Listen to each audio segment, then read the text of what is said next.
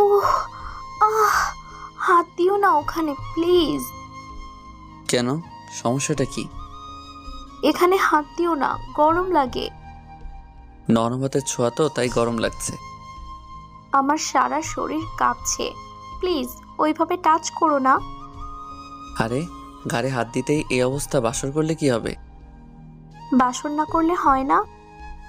কেন, কোনো সমস্যা? না, আমার লজ্জা লাগে। আজকে সব লজ্জা বের করব। তোমার কি লজ্জা শরম নাই? বউয়ের কাছে কিসের লজ্জা? এইভাবে তাকাবা না আমার দিকে, ভয় করে। আমি কি ভিলেন না কি যে ভয় পাচ্ছ? সুন্দরী দেখলে সবাই ভিলেন হয়ে যায়। মাঝ সাগরের জাহাজ আর তীব্র স্রোতের ধাক্কায় পানির শব্দ হচ্ছে। জাহাজের একটা কেবিনে শান, যার কোনো খোঁজ খবর নেই আশেপাশে কি হচ্ছে। ঘুমন্ত অবস্থা আওয়াজ পাচ্ছে যে পানি কোথাও ঢুকছে। খাট থেকে নামতে যাবে শান, আর ঠিক তখনই পায়ে পানি লাগে। চোখ খুলে তাকাতেই দেখে পুরো রুমে পায়ের গোড়ালি পর্যন্ত পানি। কিন্তু এত পানি রুমে প্রবেশ করলো কিভাবে? শান রুম থেকে বেরিয়ে এক পা দুই পা করে গিয়ে দরজা খুলতেই দেখলো বাইরেও পানি আর মানুষজন দৌড়াদৌড়ি করছে। শান এগুলো দেখে আতঙ্কিত হয়ে যায়, আর শানের টাইটানিক মুভির কথা মনে পড়ে যায়। শান আমাদের গল্পের হিরো, বর্তমানে আছে কৃষ্ণ সাগরে একটা ক্রুজ জাহাজে। সে এসেছিল একটা ফ্রি টিকিটে ঘুরতে, আর এই মুহূর্তে সে কৃষ্ণ সাগরের মাঝখানে, আর জাহাজ ডুবতে চলেছে। জাহাজে না হলেও হাজার খানিক মানুষ হবে। শান নৌকা বা লাইফ সাপোর্টের ভেস্ট বা বয়া খোঁজের জন্য মরিয়া হয়ে উঠেছে।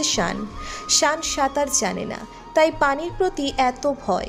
সাগর একটা নৌকা দেখে সেটাতে উঠবে ভাবলো, কিন্তু সমুদ্রের ঢেউ দেখে আর নৌকাতে উঠতে মন চাইল না। শান তার জায়গাটি অন্য কাউকে দিয়ে তার কাছ থেকে জ্যাকেটটি নিয়ে নিল। জাহাজ ডুবে পুরো মানুষজন আশেপাশে সাঁতার কাটছে, আর স্রোতের টানে এদিক ওদিক ছিটকে যাচ্ছে। শান তখন ছিল জাহাজের সবচেয়ে উঁচু একটা টাওয়ার মতো অংশ, সেইটা পানি থেকে 10 ফিট উচ্চতায়। শান লাফ দিল, কিন্তু কেউ ওকে ধরেছে এটা অনুভব করলো। লাফ দিয়ে একটা ভেসে থাকা শক্ত জিনিসের সাথে শানের মাথায় আঘাত লাগে। শান অজ্ঞান হয়ে যায়। এখন আসা যাক শানের কি হলো।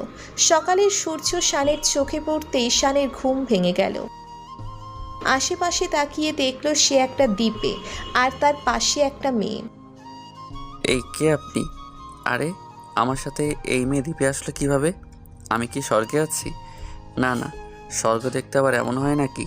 আর এই মেয়েকে, এই যে শুনছেন, হ্যালো, আর ইউ লিসেনিং? আপনি না জীবিত?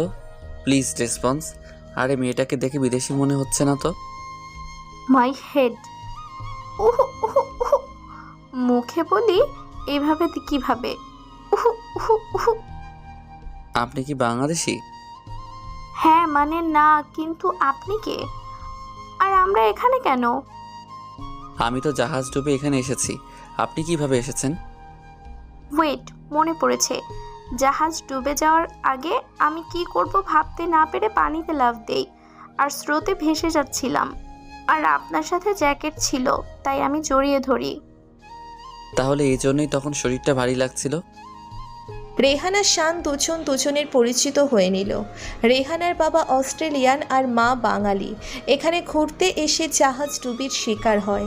ওরা দুজনেই কাদামাখা অবস্থায়, তাই যে যার মতো দূরে কোথাও গিয়ে ফ্রেশ হয়ে নিল, কিন্তু জামাকাপড় ভিজে অবস্থাতেই আছে। শান ভিজে অবস্থায় থাকতে পারে না, ওর জ্বর এসে পড়ে। শানের পকেটে লাইটার ছিল। শান কাঠ আর দ্বীপের বিভিন্ন শুকনো সামগ্রী যা তীরে এসে জমেছিল সেগুলোতে আগুন ধরায়। আগুন দুজন শুকিয়ে নেয় নিজেদের। রাতে শান মাছ ধরেছে, সেগুলো পুড়িয়ে দুজন খাচ্ছে। আচ্ছা, আমাদের রেস্কিউ করতে যদি কোনো টিম বা মানুষ না আসে, আমরা কি দ্বীপেই মারা যাব? অত মৃত্যু নিয়ে ভাবেন কেন? এত মানুষ ডুবেছে, কজন আপনার আমার মতো এরকম সুখে আছে? ম্যাক্সিমাম মানুষ মারা গেছে, আর যাও কয়েকজন বেঁচে আছে হয়তোবা সমুদ্রের মাঝখানে কোনো নৌকায় ভাসছে, আর নয়তো আপনার আমার মতো অবস্থা তাদেরও।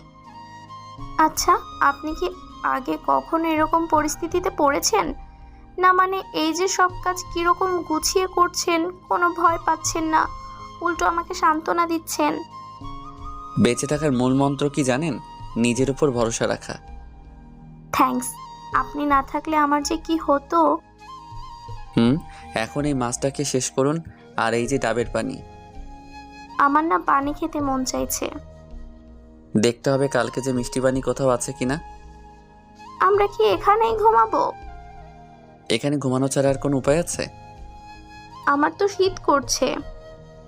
এদিকে আসুন আর এইখানে শুয়ে পড়ুন। শান গাছের পাতা দিয়ে বেড়া দিয়ে একটা দিক ঢেকে দিয়েছে, তাই ছোট্ট একটা কুটুরির মতো জায়গা হয়েছে। 5 দিন হয়ে গেছে, রেহানার অবস্থা দিন দিন খারাপ হচ্ছে। শান ছেলে মানুষ শুয়ে নিতে পারছে, কিন্তু রেহানার অবস্থা খারাপ, বমি করেছে, আবার মাথা ঘুরে পড়েছে দুবার। দুপুরবেলা শান আসে সমুদ্রের তীরে, ঠিক তখনই দূর সমুদ্রে একটা জাহাজ দেখতে পায়। শান আগুন চালানোর জন্য সব রকমের চেষ্টা করে, কিন্তু অসফল হয়। রাতে আচ্ছা, আমি মারা গেলে আমার দেহটা আমার ফ্যামিলি পাবে? আরে তোমার কিছুই হবে না, ভরসা রাখো নিজের উপর। আমি আমার শরীরের অবস্থা জানি, আমি আর পারছি না। প্লিজ এইভাবে বলো না। তুমি চলে গেলে আমার কি হবে? আমি তো একা হয়ে যাব। রেহানা আর কিছু বলতে পারল না। শান বাইরে বসে আছে একটা উঁচু জায়গায়। তখনই দেখতে পাই আকাশে একটা বিমান। শান এবার আগুনের ব্যবস্থা করে রেখেছিল। শান আগুন জ্বালিয়ে দিল, আগুন ধাই ধাই করে জ্বলে উঠল। বিমানটা চলে গেল।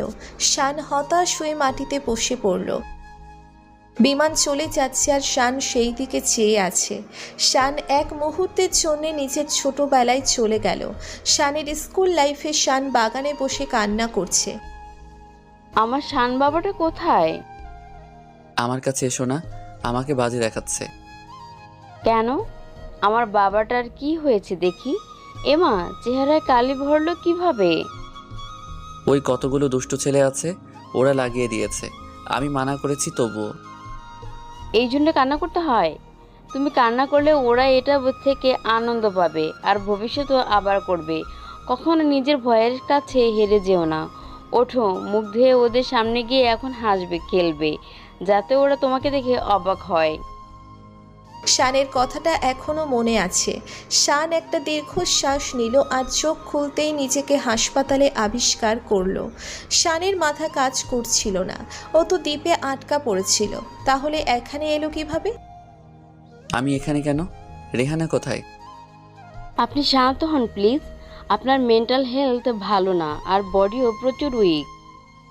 আমার সাথে একটা মেয়ে ছিল, ও কোথায়? আমার সাথে রেহানা নামের একটা মেয়ে ছিল। ও হ্যাঁ, ওনাকে স্পেশাল কেয়ারে রাখা হয়েছে। ওনার অবস্থা ভালো না, লাইফ সাপোর্টে রাখা হতে পারে ওনাকে। বডি অনেক উইক আর শরীরে মেডিসিন কোনো কাজই করছে না। আমি ওনার কাছে যাব, প্লিজ আমাকে নিয়ে চলুন। মাত্র জ্ঞান ফিরেছে আপনার, একটু বিশ্রাম নিন, তারপর দেখা যাবে। না, আমি যাব, প্লিজ আমাকে একটু নিয়ে চলুন। আচ্ছা, নিয়ে যাব, তবে আমার কথা শুনতে হবে। যদি শোনেন তাহলে নিয়ে যাব। আমি শুনবো, এবার আমাকে নিয়ে চলুন। আচ্ছা, আমার সাথে আসুন। এই বলে নার্স শানকে নিয়ে রেহানার কেবিনের দিকে নিয়ে যেতে লাগলো। রেহানার কেবিনের বাইরে দাঁড়িয়ে আছে শান। রেহানার মুখে অক্সিজেন মাস্ক লাগানো। শান রেহানাকে দেখে একটু শান্ত হলো। রেহানার কেবিনের বাইরে বসে আছে শান। রেহানার জ্ঞান ফিরেছে এখন, কিন্তু শান কেবিনে যেতে ইতস্তত বোধ করছে। শান যে দরজার আড়ালে দাঁড়িয়ে আছে সেটা রেহানা দেখতে পায় আর শানকে ডাক দেয়। শান রুমে প্রবেশ করে। কেবিনের বাইরে দাঁড়িয়ে কি করছো? ভেতরে আসো। না মানে কেমন যেন লাগছিল। আর তুমি অক্সিজেন মাস্ক খুলেছো কেন?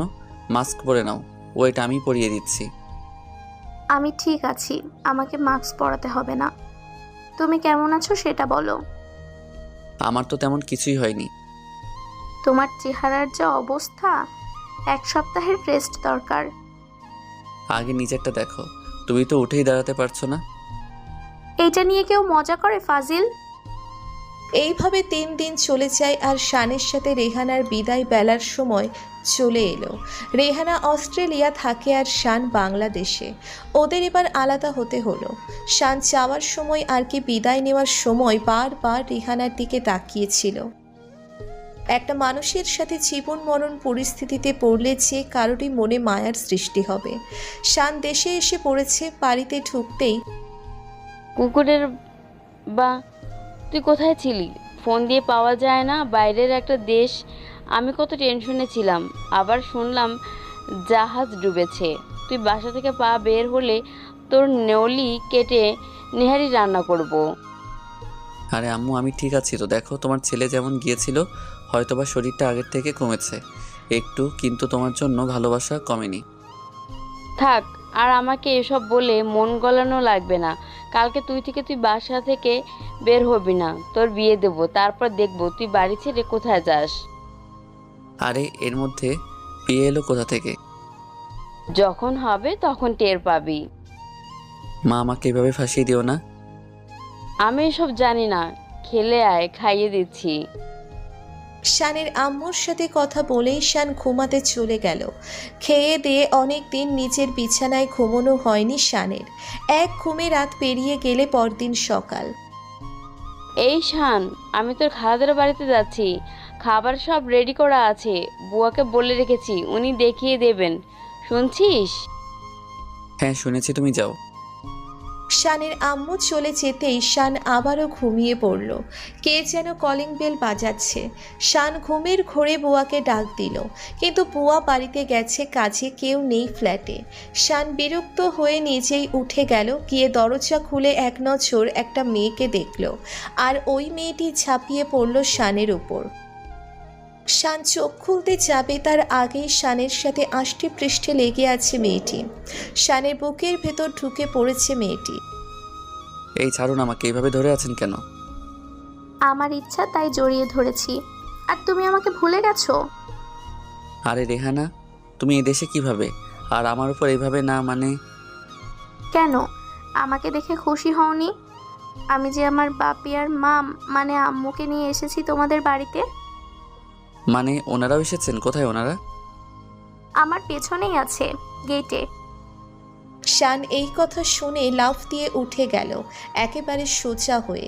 শান দরজায় তাকিয়ে দেখল যে ওর আম্মু আর রেহানার আব্বু আম্মু দাঁড়িয়ে আছেন।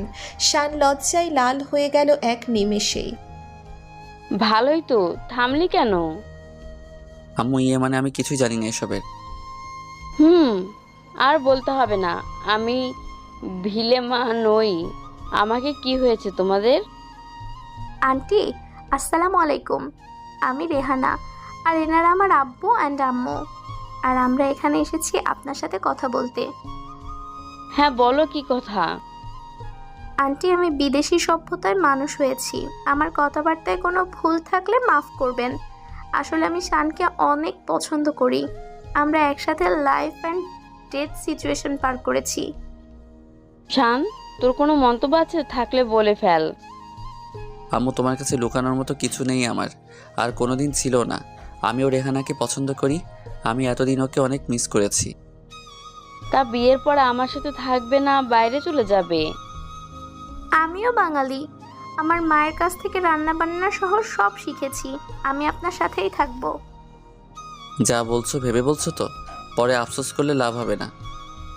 আই এম সিরিয়াস শান, আমি ভেবেই বলছি। তাহলে তোমার আব্বু আম্মুর সাথে কথা বলি বিয়ের ব্যাপারে। শান আর রেহানা নিজেদের মতো রুমে গল্প করছে, আর একদিকে বাইরে ওদের বিয়ের কথা হচ্ছে। বিয়ের 3 তারিখ ঠিক করা হলো। 2 দিন পরেই ওদের বিয়ে হলো, আর বিয়ের দিন সন্ধ্যাবেলা। তুমি আমাকে এখানে টেনে আনলে কেন বারান্দায়? বাইরে ওরা কত মজা করছে। মজা তো ওরা করছে, আমাদেরকে মজা করতে হবে না? ওইটা তো রাতের প্রোগ্রাম, আর আমাদের এখানে তো কোনো প্রোগ্রাম নেই। এই যে আমি এখানে নিয়ে এসেছি, ইচ্ছে মতো আদর করবো বলো। না, এখন না, আমার লজ্জা করে ভীষণ। তাই? দেখি তোমার কত লজ্জা। এই বলে শান রেহানার ঘাড়ে চুমু দিতে লাগলো, আর রেহানা ছুটে পালালো। রাতের প্রোগ্রাম তো আগেই দেখলেন, এবার আসুন আপনারা।